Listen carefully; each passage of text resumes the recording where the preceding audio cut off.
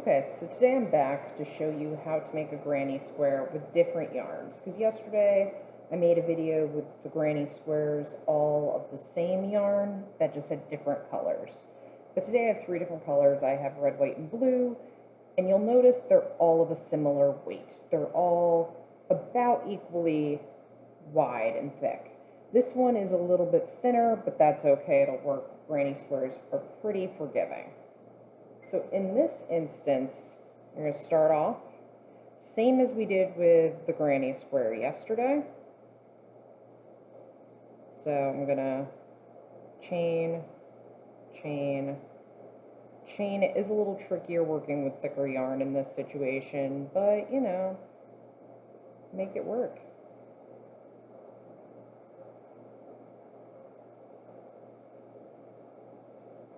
And then I'm doing the same thing with my double stitches. So I have 3 stitches per section, and that's the granny stitch. So I have 3. The first one is that chain, and then 2 more. For all the rest I'm doing, it's 3 double crochets. Remember, I made a video on how specifically to do a double crochet stitch.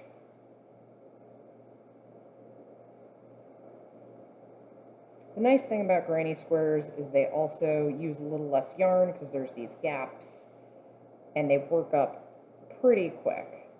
And once you get the hang of them, you can just sit back, watch TV, crank out some squares.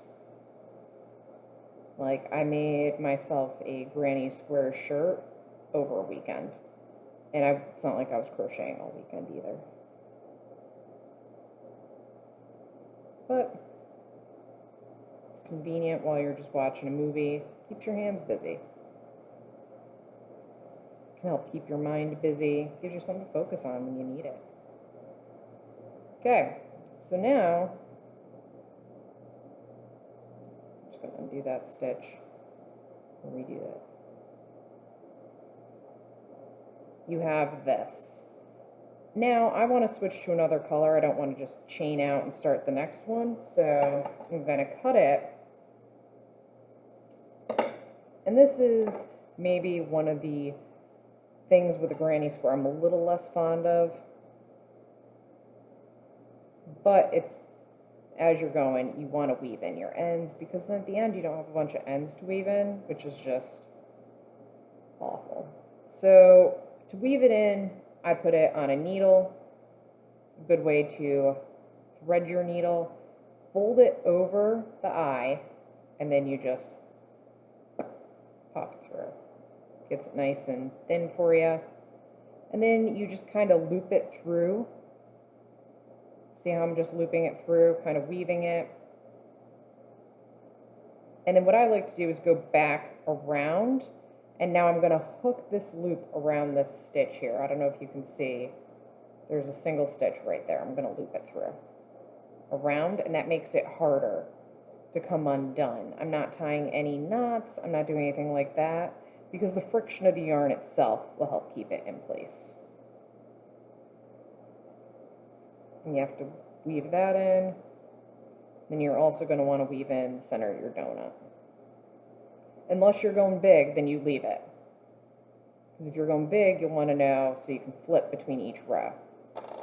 And do the other side. And then this, you just pull it a little. Get as close as you can. Cut it. Full side. And now, you just start off with this on your crochet hook.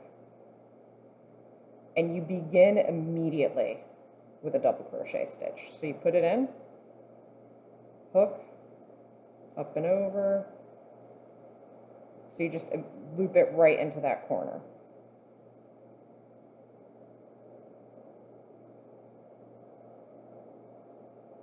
And there's my chain, another granny stitch. And this gives you those distinct color bands like what I did in my tote bag. And I have a sweater that I made with rotating colors. So I have a short sleeve, that's just the variegated yarn, sweater rotating colors. It's just really satisfying to kind of be able to make your own clothes and like, look what I did.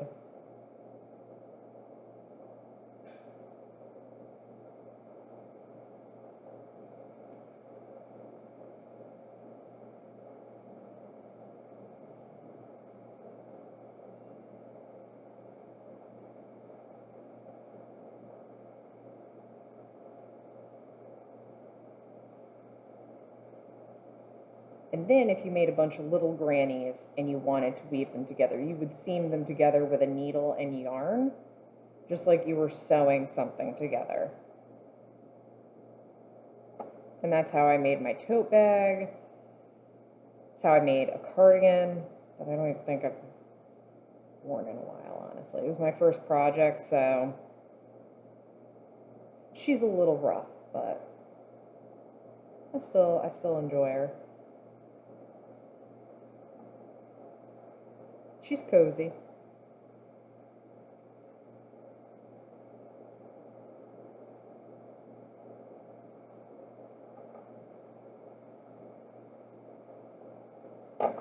So I know I'm going quickly with these double crochets, but keep in mind I do have that full double crochet video where I break it down and go slower.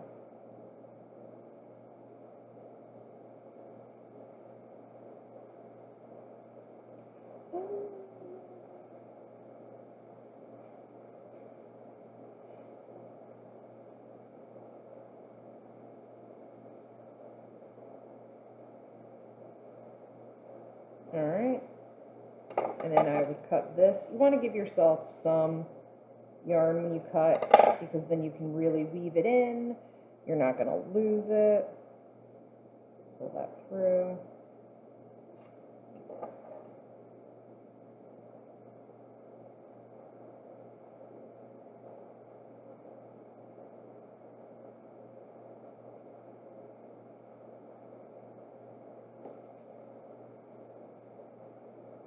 Pulling it through. You can also weave in more, like, than what I'm doing. I'm weaving in a little less just to get this done, because this granny square is not one I'm making for any particular purpose. Like, I'll just probably use it as a coaster under my mug. Unless one of my students snags it and just takes it from me. Sometimes that happens.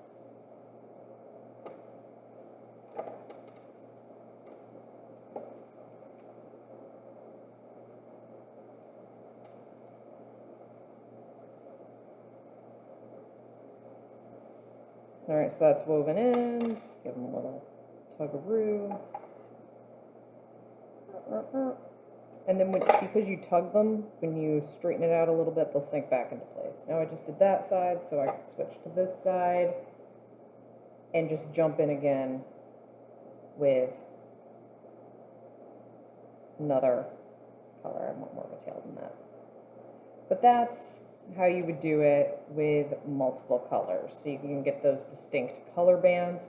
Because sometimes when you do a variegated, it doesn't end exactly where you want it, and the color switches in the middle of a row, but it's not that noticeable. Like, nobody's going to catch it unless they're really looking, and nobody's really looking.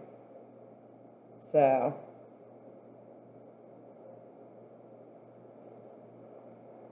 anyway, if I continued going, which I will, I'll finish off this row, but I would have 3 bands of color. My ends would all be woven in.